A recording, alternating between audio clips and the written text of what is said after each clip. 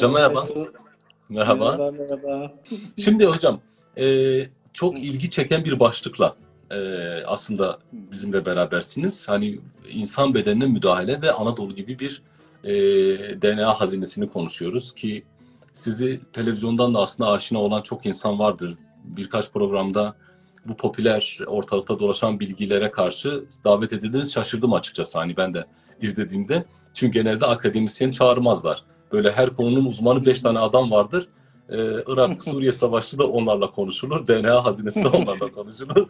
Ülke Evet. kurtarılacaksa da onlara danışılır. Şaşırmıştım ama iyi. Demek güzel şeyler de Hı olabiliyor. hı, Temelde ilk böyle bir giriş yapmamız gerekirse hı beden hı. müdahalesi, bedene müdahale deyince ne anlıyoruz hocam? Ne anlamamız lazım? Yani aslında bedene müdahale dediğimizde şöyle düşünmemiz gerekiyor. Şimdi insan bedeni bizim bildiğimiz kadarıyla genetik yapıdan yani soydan gelen özelliklerle çevrenin onun üzerindeki baskısıyla birlikte şekillenen bir yapı.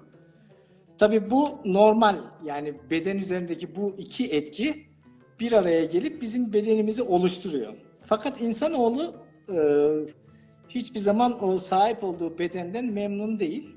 Onun üzerine farklı anlamlar yüklemeye çalışıyor.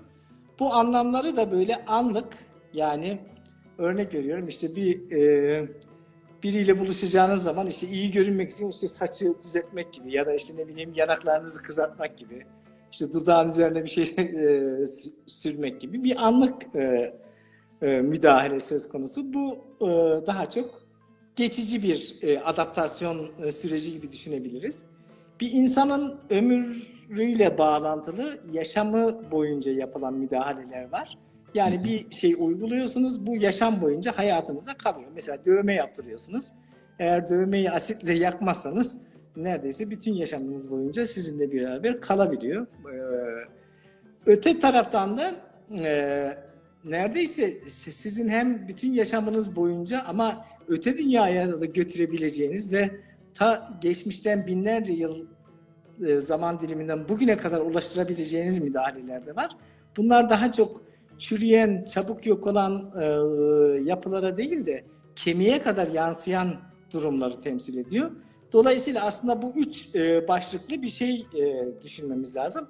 Bunların her birini yani vücudunuza yapacağınız küçük boyadan ya da üzerine serpeceğiniz tozdan bedeni değiştirmek için daha kalıcı değiştirmek için yapacağınız bütün müdahaleleri aslında insan bedenine müdahale diye tanımlıyoruz. Ama bunun üzerine çok da fazla düşünmüyoruz. Yani sürekli uyguluyoruz ama gündelik yaşamımızda da kabaca böyle tanımlayabiliriz. Peki bunun izlerini nereye kadar sürdürebiliriz? Yani bunun kaba tabiriyle makyaj, saç boyama, toz serpme Hı hı, gibi şeyler hı yani hı, tahminimce organik müdahaleler olduğu için ve deri altına hı bir hı, müdahale olmadığı için ilk hı hı, elden böyle bir şey sorduğumda ki çok gelen sorular arasında bu var.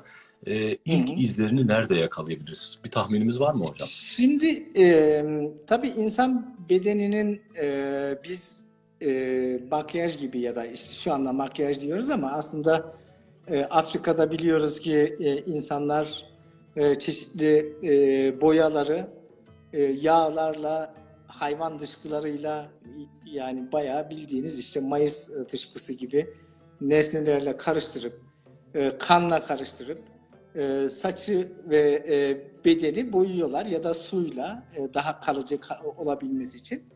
Ve bunlar her zaman uygulanan şeyler ama bunların tabii önemli bir kısmı yani makyaj gibi, saça yapılan uygulamalar gibi ya da toz boyalar gibi bunların hemen hemen tamamı geçici olan uygulamalardır. Bunların bazıları bir iki gün sürer, bazıları biraz daha uzun solukludur. Bunların yapımına ilişkin verileri çok bulamıyoruz ama özellikle yani Neolitik dönemde kimi iskeletlerin üzerinde karşılaştığımız boyaların büyük oranda belki de bu tür vücudu boyamayla bağlantılı olduğunu tahmin edebiliyoruz. Hani bu Çatalhöyük'ten ya da başka yerleşmelerden özellikle Çanak-Çömlek Neolitik döneminde karşılaştığımız işte mühürler, pintederalar falan kısmen vücudu boyamayla ya da en azından vücuda giyilen nesneleri boyamayla ilişkili olduğu düşünülüyor. belki bunun üzerine şey yaparız. Keza figürinler üzerinde de bu tür çeşitli çizikler, çeşitli bezelerin falan olması Ona ya gönderme. kıyafetle ilgili ya da vücudun üzerine yapılan bu tür boya gibi müdahalelerle ilişkili olduğunu biliyoruz. Ama asıl şey, belki bunu şey yapabiliriz. Mesela hani boya bir tarafta ama bir de kına falan gibi Şeyi nesneler var. açayım mı hocam? Bunlarla Evet, şöyle göstereyim de açabilirsin yapabilirim. şeyleri. Bu mesela ben aslında hani güzel bir böyle estetik olduğunu düşündüğüm bir Tabii şey ben görüneceğime makyaj bu şeyi koydum. ben Aslında bunların görüneceğime bu önemli bir görünsün kısmı tabii. şey hani gündelik yaşamda epimeral olan şeyler çok hızlı bir şekilde yok olup gidiyor.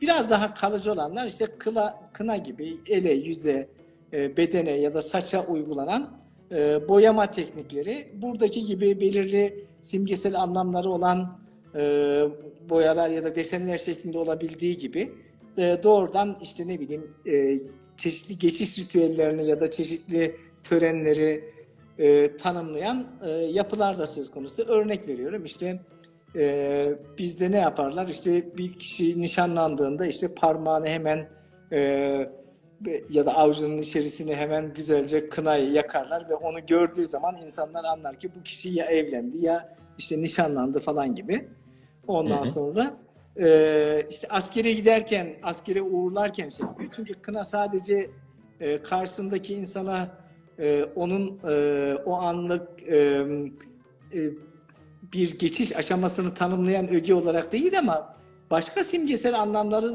olarak da ifade bulabiliyor. Mesela cenaze törenlerinde işte kutsal kabul edildiği için kına saça yakılıyor, vücuda yakılıyor.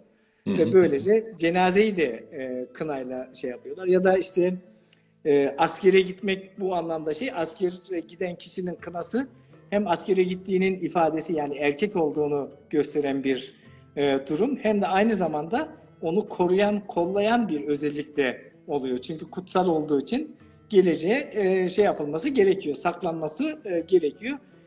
O bireyin de korunması için bir araç olarak kullanılıyor. Ama bu bahsettiğimiz kına, boya her ne kadar mesela kına 1-1,5 ay gibi bir süre deride kalsa bile ya da saçta biraz daha uzun süre kalsa bile bunlar geçici oldukları için insanoğlu bu geçici ögelerle çok fazla ilgilenmemiş. Onun ötesinde daha kalıcı yapılar da ortaya koymuş. Bunun en tipik şeyi senin de işte afişte kullandığın Hı hı. işte deg diyorsunuz galiba değil mi? Deg Dak. birkaç Tabii şey var. küyle. Hı hı. Aha. Dövme olarak tanımlayabiliriz. Tabii dövme günümüzde çok popüler. Yani insanlar vücutlarının farklı bölgelerine, farklı nedenlerle, farklı anılarını, farklı yaşam biçimlerini tanımlayan ögeler de şey yapıyor. Ama bizim bildiğimiz dövme aynı zamanda bir kimliği, kişinin bulunduğu etnik grubu, içinde bulunduğu aileyi ya da klanın genel özelliklerini tanımlayan simgesel şeyler de var. Bazen de aslında sembolik bir anlam. Yani doğrudan karşınızdaki insanı üzerinizdeki boya ve bu tür şeylerle kim olduğunuzu doğrudan tanımlama aracı olarak Hı hı. kullanıldığı şey yapıyor. Bu anlamda aslında belki çok fazla bu konuda ilerlemeden bana kalırsa bir hani üzerinde bugün çok fazla duracağımız birkaç kavram var. İşte estetik, kimlik, etnik aidiyet gibi hani şeyin konuşmanın da başlangıcı.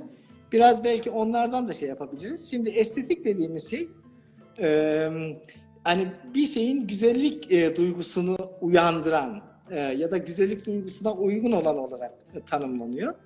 Hı hı. Güzel denen şeyleri, güzel kılan şeyleri aslında algılama biçimini temsil ediyor. Bu anlamda da göreceli bir kavram.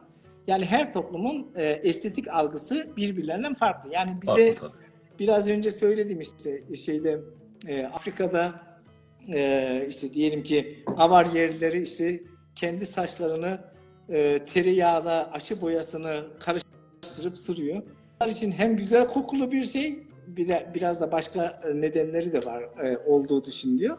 Ama bizim için hani tereyağla bir boyayı böyle çamur gibi saçın üzerine sürmek çok zor bir şey. Bunu mesela idrarla beraber işte Nubya yerlileri var şeyde, Hı Sudan'da. hı.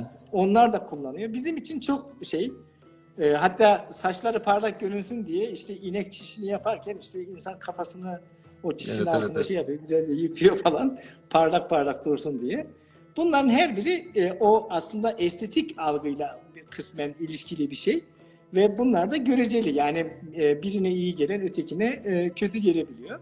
O zaman Bir diğer diğer başlığı da kavram bir yerde destekleyen bir şey. Yani estetik göreceli olunca belirli alan ve toplumlara sıkışınca otomatikman kimliği besliyor bir tabii. yerde. Bir kimlik Tabii şimdi oluşumuna zaten vesile oluyor. konuşmanın sonunu başında söylemiş gibi olacağız ama önemli Hı değil. hı, Çünkü hı hı. önemli olan iletişebilmek. Aynen. Şimdi estetik, etnik aidiyet, sosyoekonomik yapı, cinsiyet kimlikleri bunların her biri aslında büyük oranda kimlik dediğimiz büyük kavramla bağlantılı. Hı Çünkü hı, kimlik dediğimiz kavram bir toplumsal bir varlık olarak bireye ya da onun yaşadığı gruba, içinde yaşanan topluma ilişkin olanı ya da olduğu düşünülen özelliklerin bir gruba ya da grubun tümüne e, yani onların bir grubuna ya da onların tümüne deniyor. Birini kendisini nasıl algıladığı ya da başkasının onu nasıl algıladığı durumunu tanımlıyor kimlik aslında. Bu da aslında gördüğümüz gibi göreceli bir kavram. Bu nedenle hani bu kavramlar o kadar çok nasıl diyelim tartışmalı ki yani bunlara doğru bir ya da geçerli güvenilir bir tanım yapmak da zor ama hı hani hı, benim en azından algılayışım bu şekilde. Etnik aidiyette aslında kişinin sahip olduğu kimi özellikler var işte mesela işte biyolojik bağlar, geçmiş, köken, dil, inanç, mezhep, hı hı, aile gibi kavramlar. Bunların hepsinin biyokültürel nedenlerle e, ona sahip olma durumu, ona sahip ait olma durumu ya da mensubiyet hissetme durumunu temsil ediyor. Bu anlamda aslında hani şey gibi e, birine göre ötekini tanımlıyor aslında. hı Ve bu hı. anlamda da biz öteki kavramını görmüş oluyoruz. Şimdi bu üç kavramı koyduğumuz zaman aslında hani insan bedenine yapılan uygulamaların önemli bir kısmının hem kendisinin nasıl algıladığıyla hem de başkasının nasıl algıladığıyla çok doğrudan ilişkisi olduğunu bu anlamda söyleyebiliriz. Hani o nedenle biraz sonra konuşacağımız kavramlar mesela Hı hı. makyaj işte birine bakıyorsunuz ya bu güzel mi? Yani estetik mi? Valla estetik çünkü hem yapana karşı hem de yaptırana karşı bir durumu temsil ediyor. O Hı hı. nedenle biraz buna daha geniş kapsamlı ya da daha geniş boyutuyla bakmamız gerekiyor. Şimdi şeyler de hani bu hani kimlikle, etnik aidiyetle, kişinin cinsiyetiyle, sosyal statüsüyle, inanç sistemiyle yani o dövmelerin işte sağlık getirdiği ya da aynı zamanda kişiyi koruduğu, kolladığı da Hı hı. Hı hı. ya da bu amaçla yapıldığı uygulamalar da söz konusu. İşte kara çalma falan gibi vücuda. Bunların ama bir taraftan ya da kimliğini gizlemek ama karşı taraftaki de kimin olduğunu tanımlamak için de yapılan uygulamalar olduğu genel anlamda düşünülüyor. O zaman bunlar geçici olan şeyler çünkü bu birey hayatıyla, birey oluşla ilgili bir şey. Yani kişi yaşamı boyunca bununla birlikte yaşıyor ve bunları gelecek şeye ya da karşısındaki kişiye taşıyor. Ama geleceğe taşıma şansı yok. Ancak geleceğe taşıma eğer şanslıysanız yani ölünüz daha doğrusu şanslıysa öyle diyelim. Ancak işte şey gibi hani Ötzi dediğimiz hani buz adam vardı ya İtalya İtalya'da. ile şeyin Hı hı. arasında kalan İtalya Avusturya sınırında onun üzerinde 20'den fazla bölgede böyle tıpkı daglara benzeyen çizikler falan var. İşte bunun da önce bir kimlikle ilgili olduğunu, adiyetle ilgili olduğunu önerdiler. Ama daha sonra başka biri dedi ki ya dedi aslında bunun yapıldığı yerlerde eklem hastalıkları var. Dolayısıyla bu Başka bir bakış romatizmal açısı. ağrılardan kurtulmak için tedavi amacıyla yapılmış olabilir dendi. Ama şöyle bir şey, yani her ikisi de olabilir çünkü aslında Ofurbar Yosef'in çok güzel bir sözü vardı. Bir gün birlikte yemek yediğimizde şöyle demişti. Ne bulduğunuz önemli değil, bunu nasıl yorumladığınız önemli diye. Dolayısıyla That's aslında the sizin point. bakış açınız Evet. bunu tanımlıyor. Çünkü elimizde bir bulgu var ama bu bulguyu sağlam delillerle bir yerde nasıl diyeyim bir kuramsal bir tabana oturtursanız güçlü bir açıklama yapmış oluyorsunuz. Ama işte bu dövmeler de geçici. Daha kalıcılar var mesela. O bedene biraz daha acı veren müdahaleler gibi takılar mesela. İşte Evet, hani tam orayı küpe soracaktım. gibi Şöyle de işte devam edelim. buruna evet buruna takılan ondan sonra ele takılan bu mesela e, biraz sonra daha detayını göreceğiz. İşte labretler var. Bir iki slide sonra belki onu da Şurası. görebiliriz. Bu labretler mesela e, kişi belirli bir yaşa geldikten sonra mesela 5-6 yaşına ulaştıktan sonra daha erken yapmıyorlar. Çünkü çocuğun da hem acıyı hem de onun takmanın hazzını yaşamasını bekliyorlar. Bizdeki biraz sünnete benziyor bu. Hı hı. Kısmen çocukları biliyorsunuz doğar doğmaz sünnet edebilirsiniz kim olduğunu tanımlayabilmek için. Ama önemli bir kısmı aslında çocuğun erkekliğe geçişi olduğu için bunu hatırlayabilmesi için 5-6 yaşı yani aklı yavaş yavaş ermeye başladıktan sonra yapıyorlar. Burada da böyle bir şey ve bunların boyutları arttıkça o kişinin sahip olduğu nitelik ya da şey de artmış oluyor. Ama bunlar toplumsal biraz hani bir taraftan mesela sahip olduğu grubun, içinde yaşadığı grubun e, hangi toteme ya da hangi hayvanı kendisine totem olarak kabul ettiğiyle ilgiliyken öbür taraftan bunun boyutu da onun aynı zamanda kişinin kimliğini, toplumsal rol ve statüsünü belirleyen nesneler gibi görülüyor. Bu benzer şeyler mesela hani takılarda var ve vücudun farklı bölgelerine yapılan takılar aslında kişinin kimliğini en iyi tanımlayan özel bölgeler gibi. Ve bunlar bazen geçiş ritüelleriyle de bağlantılı. Örneğin hani senin de içinde yaşadığın kültürde Mardin'de insanlar ne yapıyor? İşte evlenecekleri zaman eşlerinin dişinin sağlıklı olmasına rağmen altın diş taktırıyor.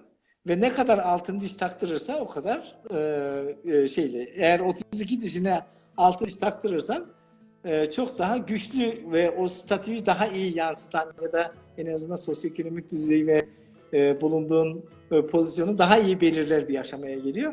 Ama en azından bir iki tane yaptırman lazım ki karşındaki insanın da sana saygı duyması da bu anlamda Annemde 4 gerekiyor tane gibi. vardı. Allah'tan kurtarmış babam. Benim Annemde 4 annemde tane de altın vardı dişi var. ama o altın dişleri biliyorsunuz bir taraftan hani dişi koruyan bir özellik gibi görünüyor ama dişi oraya oturtabilmek için alttaki dişi kazıdıkları Yontma. için Tabii. dişlerin dökülmesini bu anda sağlıyor ya da daha çok kolay. Çünkü mineyi yok ediyorsunuz falan. Tabii. Ama nihayetinde hani bu takı deyip geçmemek lazım. Çünkü o takılar da sosyal kimlik ve işte statüyle falan doğrudan bağlantılı ögeler gibi görülüyor. Takı gibi yani takıda takabilmeniz için vücudunuza bir yerleri kesip delmeniz gerekiyor. Ve günümüzde küpe bunun en yaygın bir şeyi, bir aracı.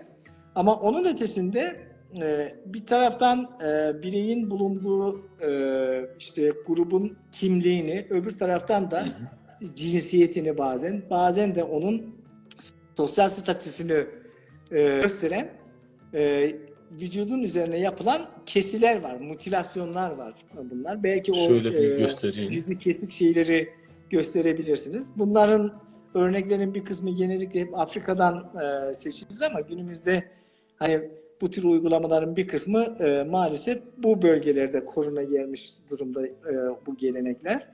Burada görüyorsunuz yüzünün üzerindeki kesi sayısı ve bunun niteliği o kişinin sahip olduğu gücü, kuvvet, aynı zamanda direnci temsil ediyor ve aynı zamanda bunun üzerindeki kesik biçimi de etnisite ile ilgili doğrudan bilgiler veriyor. Yani içinde yaşadığı grubu ve grup kimliğini taşıyor.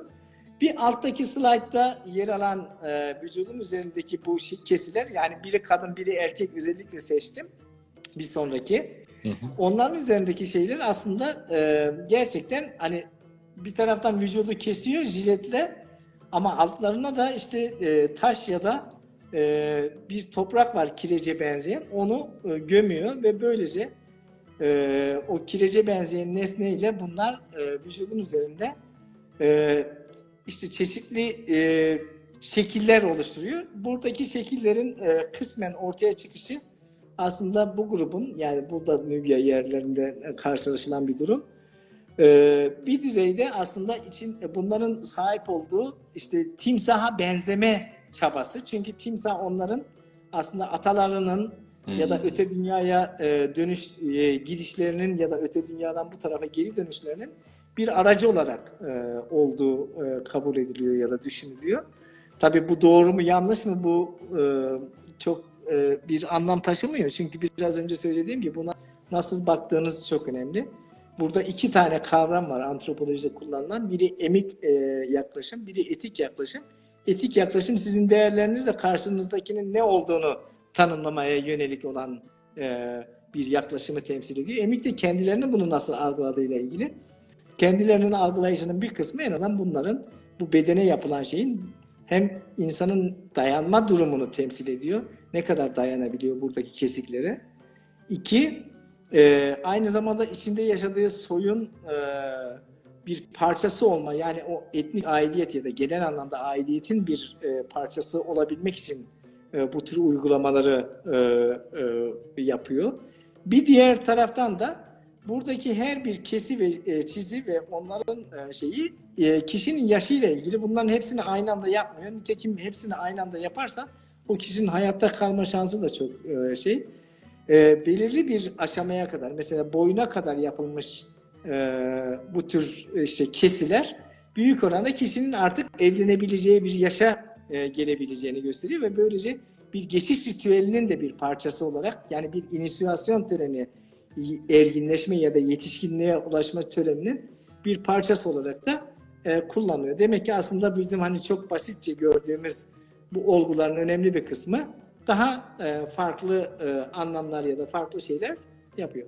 Ama tekrar şeye dönersek, bunların kalıcı, geçici olma durumuna, bu şeyler deriye de yapılsa bu uygulamalar genellikle hayatın sonunda yok olup gidiyor. Yani çünkü yumuşak doku müdahaleleri.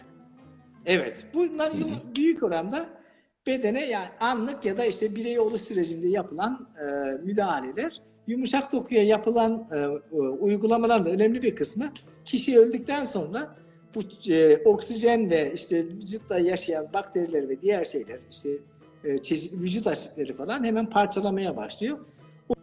Uygun koşullar olursa ancak günümüze kadar ulaşıyor, buz adam gibi.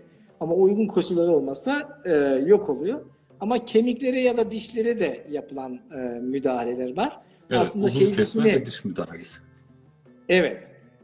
Bu mesela altın diş kaplama ya da gümüş diş kaplama da hani sağlık nedeniyle yapılıyor bu uygulamalar, ama özellikle evlilik töreni gibi bir durumdan başka bir duruma geçişi temsil eden bu uygulamalarda büyük oranda daha kalıcı izler de bırakabiliyor. Çünkü siz öyle bir iz bırakmak zorundasınız ki o iz hayatı boyunca sizinle birlikte yaşayacak. Belki de öte dünyada bile hani mezarında bile rahat bırakmayacağınız bir davranış örüntüsü sergilenmesi gerekiyor. Bunların içerisinde gerçekten mesela hani işte bu aşamada değerlendirebileceğimiz işte kişileri cezalandırmak için işte diyet ödeme, yani elini kesme ve bir kenara atma, ya da işte şeydeki İtalyan mafyalıların işte parmağını kesme.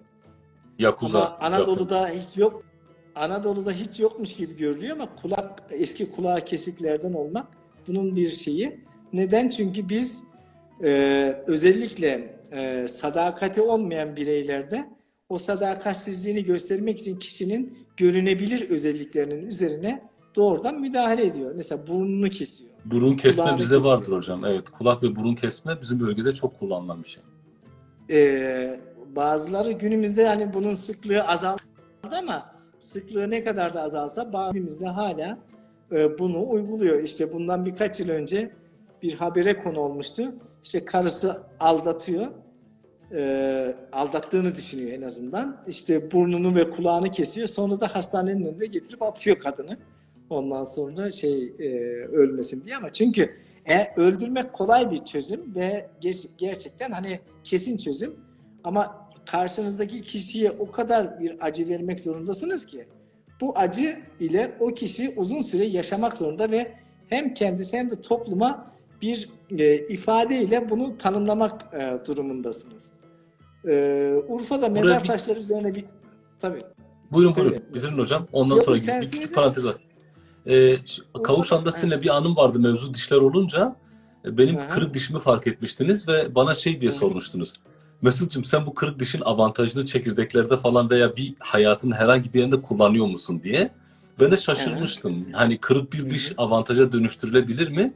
Siz de bana bilgisayardan birkaç slide göstermiştiniz. Evet. Bu sepet ağzına sepet ipi takan Hmm. kadınları ve Evet. toplayıcılık yapan kadınları vesaire söylemiştiniz. Yani bilinçli, bazen hani kimlik, aidiyet veya estetik kaygılar olmaksızın bir de işlevsel bazı müdahaleler de olabiliyor mu bedene? Böyle küçük bir parantezle sonra Yani Urfa'daki mezar taşlarını hatırlatacağım tabii. size. Evet, evet. Bu tür uygulamalar oluyor, ama bu uygulamalar genellikle insanın normal yaşamı boyunca meydana gelen durumlar. Bu meydana gelen durumları biz ötekilerden ayırt ediyoruz. Yani nasıl ayırt ediyoruz? Eğer bir toplumun içerisinde belirli bir, işte diyelim ki bu çekirdek yama, sepet örme falan gibi şeyler çok yaygınsa, belirli yaş gruplarında belirli cinsiyetlerde oluyorsa ve üzerindeki de işte mikro analizlerle çizikleri, başka şeyleri görüyorsak, o zaman anlıyoruz ki esasında bu gündelik yaşamla ilgili bir şey.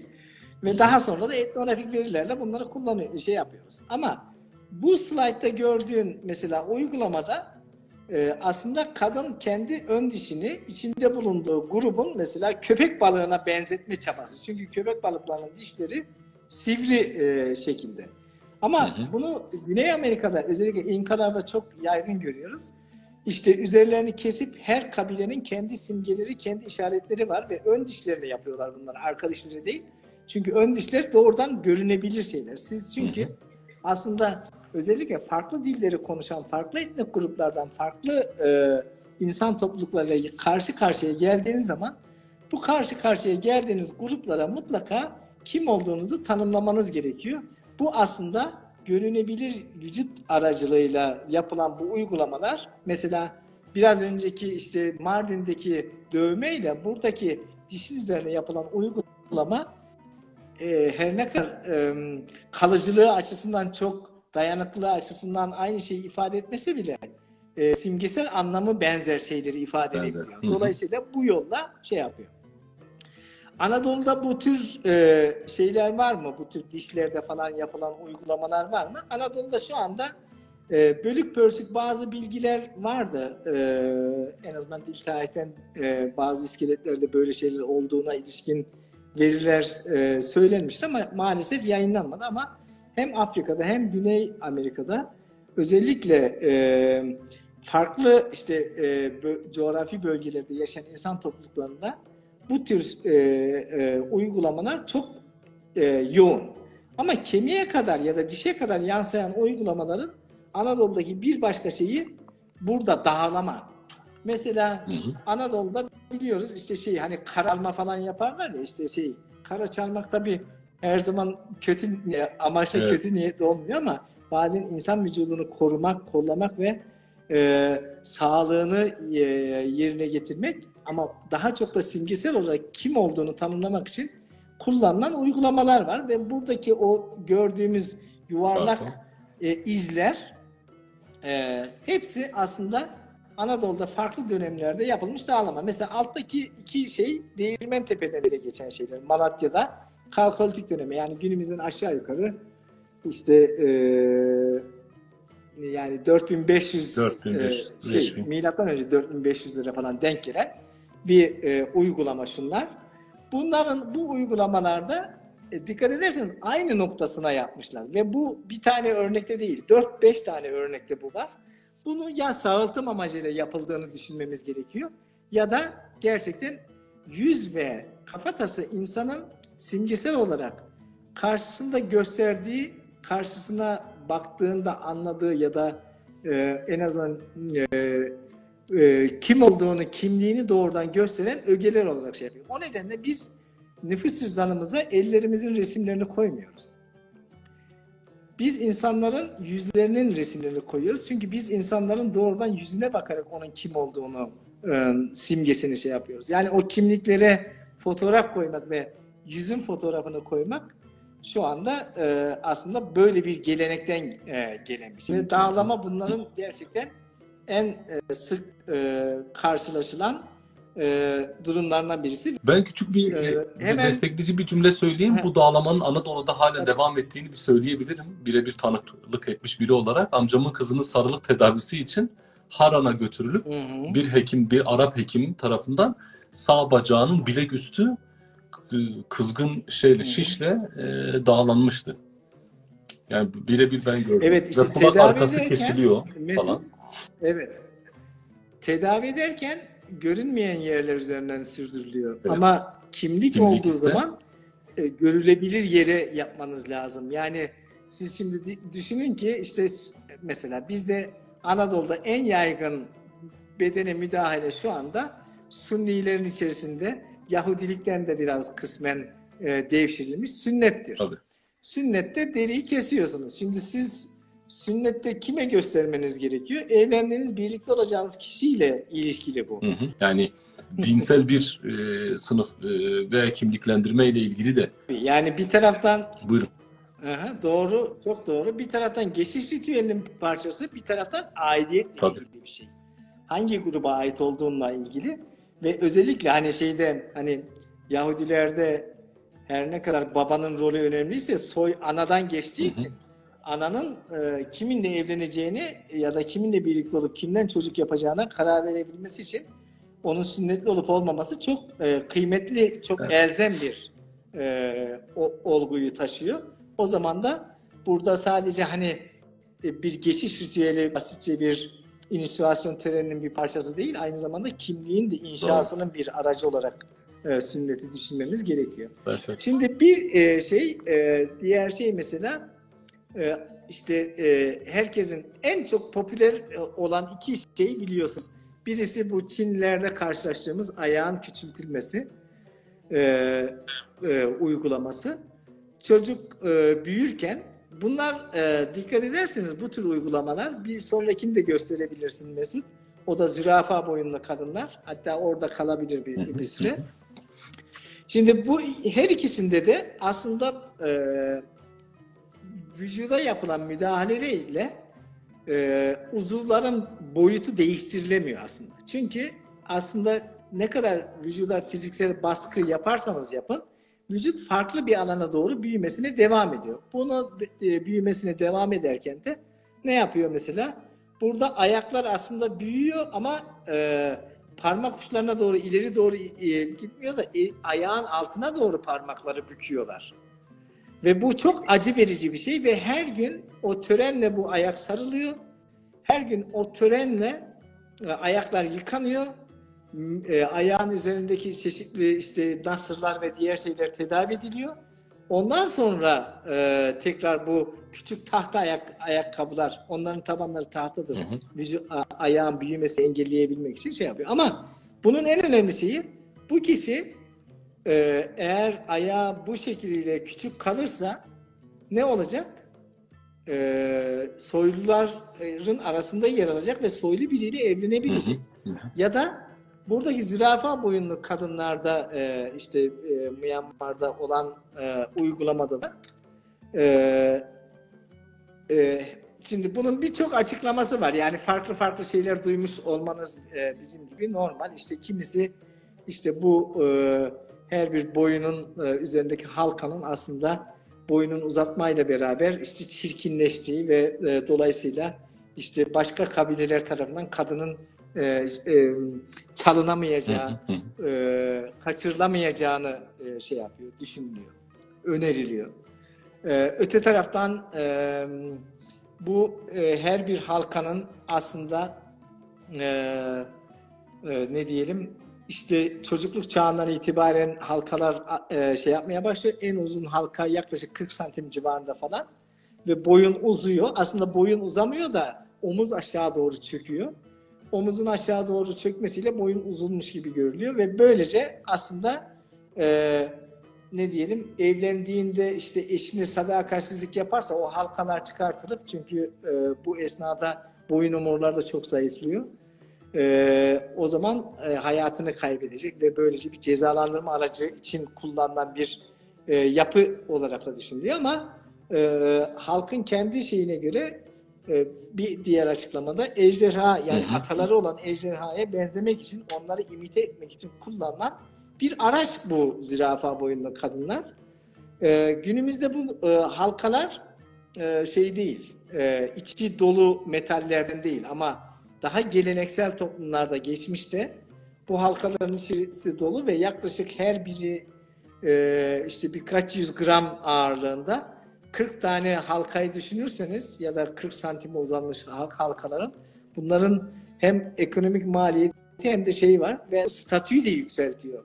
Yani aynı zamanda o bireyin içinde bulunduğu şey. Yoksa basitçe bir cezalandırma aracı ya da basitçe bir işte hani ötekini kaçırmasın, kadınlarımız evde kalsın diye yapılan bir şeyler değil. Ama hangi bakış açısıyla bakarsak bakalım fark etmiyor.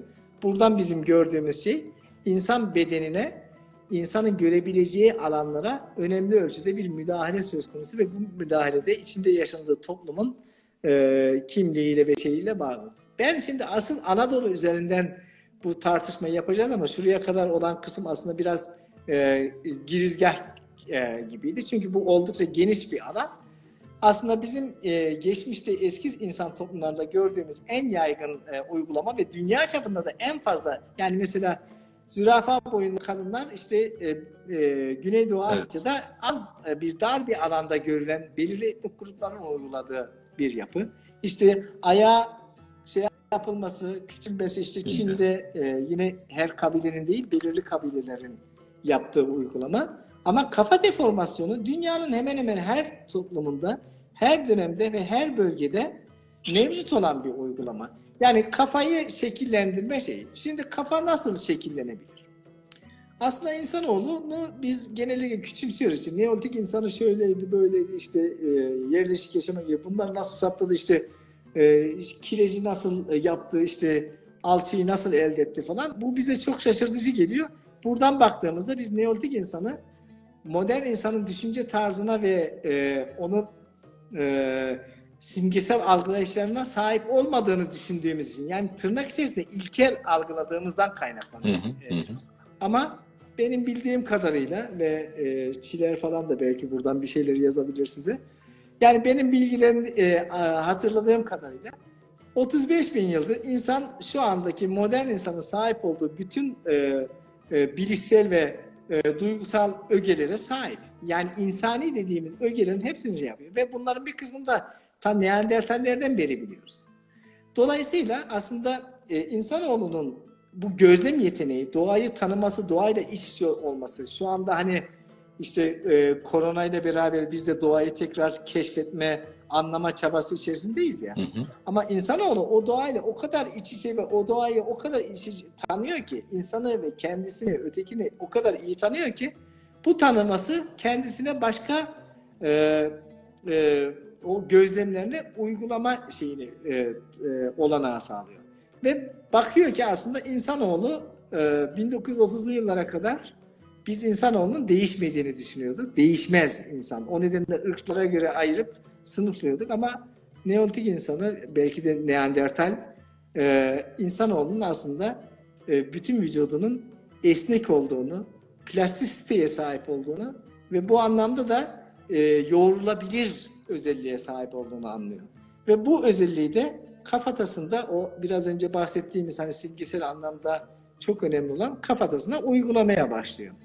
Buradaki uygulamayı da çeşitli tekniklerle ve tanımlıyor. Şimdi burada hani kafatasının genellikle biz bunu kafa deformasyonu diyoruz ama kafanın biçimlendirilmesi, baş biçimlendirme diye düşünmemiz lazım. Aslında bir düzeyde normal beynin büyürken içten gelen basınçla dışarıdan gelen o yer çekimi ve diğer özellikler, kaslardan kaynaklanan iki fiziksel etkinin sonucunda şekillenmesi beklenen kafanın bir düzeyde insan eliyle maksatlı bir biçimde biçiminin değiştirilmesine yönelik çabayı olarak düşüneceğiz.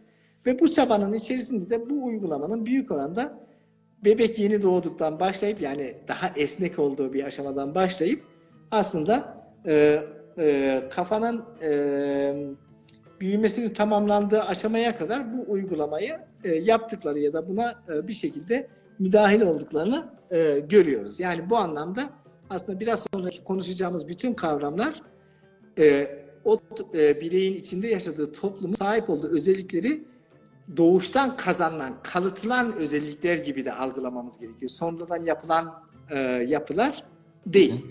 Şimdi burada tabii acaba istemsiz şekilde kafa yamulabilir mi ya da biçimi değişebilir mi? Özellikle bu beşikte yatmak ya da belirli bir yanının üzerine, bir tarafının üzerine yatmak kafatasında bu plajiosefali dediğimiz bir şekil bozukluğuna yol açıyor. Bunu biliyoruz. Ama bizim yaptığımız aslında çeşitli enstrümanlar kullanılarak, işte bandaj, tülbent, başlık, tahta, beşik, keçe, sicim, ne varsa, ne denk gelirse bunları kullanarak onun kafanın istek ve kendi arzuladıkları biçime dönüştürülmesi gibi de düşünebiliriz. Böyle yapılırsa yapıyor. Bunun yeryüzündeki yayılımı oldukça fazla ama iki tane temel tipi var ve bu iki tip de her yerde karşılaştığımız bir durum. Birisi yuvarlak planda kafanın yani alından arka tarafa doğru sarılarak arkaya doğru uzatılmasını sağlıyor. Buna sirküler tipteki uygulama diyoruz.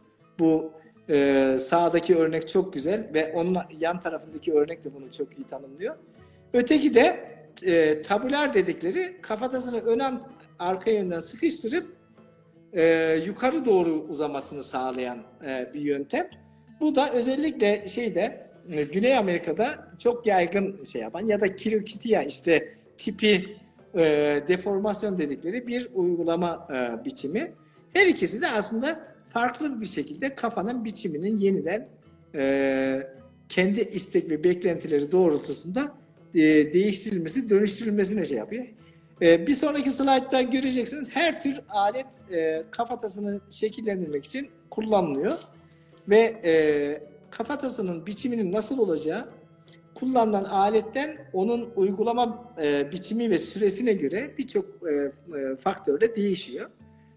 Bazı, mesela şu sağdaki en alt sağ köşedeki slide aslında çocuğa eziyet ediyor gibi, çünkü gözü pörtlemiş. Çocuğun özellikle beyine yapılan basınç nedeniyle beyin arkaya ve öne doğru fazla büyüyünce gözün öne doğru, yani göz çukurunun öne doğru göz yuvalarının büyümesine neden olmuş ve bu da bir düzeyde hani o estetik algılanan yapı için, buna ulaşmak için o çocukluk çağında bireylerin neler yapabildiğini bir anlamda gösteren ögeler. Anadolu'da ne zaman görülüyor? Bunun en erken örnekleri aslında Körtüktepe'de var. Bir sonraki görebiliriz. O Körtüktepe'de genellikle kafatasının arka kısmında tek bir bandaj şeklinde bir çukurluk söz konusu.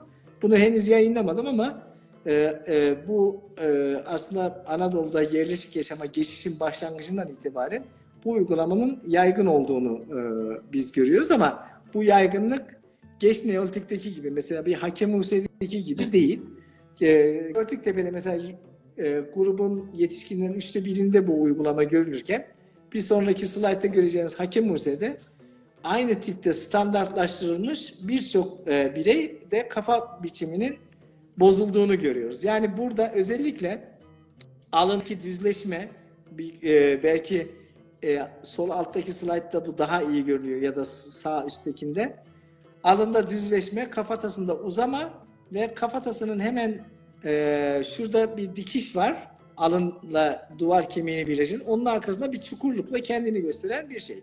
Bu kafa biçimi genellikle alçak, dar ve uzun bir kafa yapısını temsil ediyor. Ve Hakem Muse'de bütün bireylerin %80'inde karşımıza çıkıyor.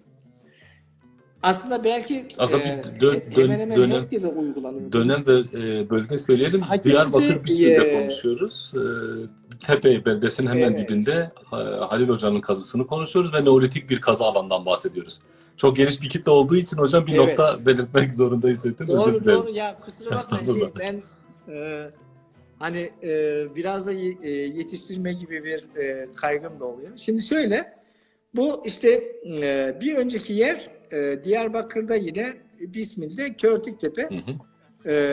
Bu yerleşik yaşama geçişin en erken örneklerini temsil eden bir yerleşim. Hatta belki de şu anda hani özellikle ölülerin çok ele geçtiği tek yerleşmede diyebiliriz. Bütün Orta Doğu'daki yerleşmeleri dikkate aldığımızda bütün Orta Doğu'daki iskeletleri bir kenara koyun, Körtüktepe'dekini bir kenara koyun, Körtüktepe'dekiler daha fazla. Oo, Bunu söyleyebilirim. çok önemli. Çünkü 1200'den fazla iskelet var Körtüktepe'de. Hakem Use ise Çanak Çömlekli Neolitik döneme ait. Yani biri milattan önce 10.400'dü. Bu da 5.900-6.150 yıllarına ait. Halil sağ olsun kazdı Evet. ve iskeletleri analiz etmemize de olanak sağladı. Bu toplulukta hemen her bireyde bu uygulama söz konusu. Şimdi eğer bir toplumun içerisinde her bireyde var ise biz bunu neyle yorumlamamız gerekiyor?